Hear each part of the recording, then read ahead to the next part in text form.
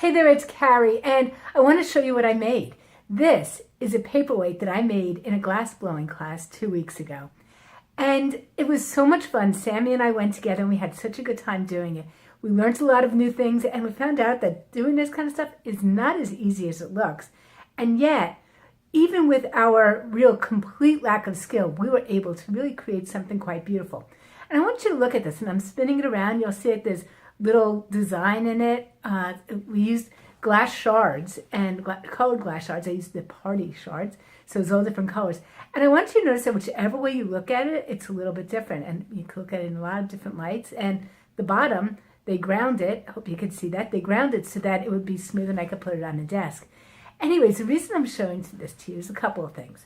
First of all, one thing I learned taking this class is that even without experience at all, it helped us that we had some people who knew what they were doing in the room.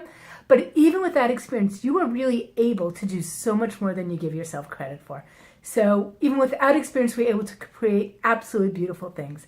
The other thing that I want to point out to you today is that this piece of art that we created looks different from every angle that you look at it at. So take a look at the things you're doing. It may have a different appearance than you think it does. Just by looking at it in a different way, can you spin something around it a little bit so that it looks different than it does before? I know I wanted to take a picture of this and I didn't know which side to look at because they were all so different. They all showed it in a different light. So that was the second lesson. And the third lesson I got was bring some creativity in your life.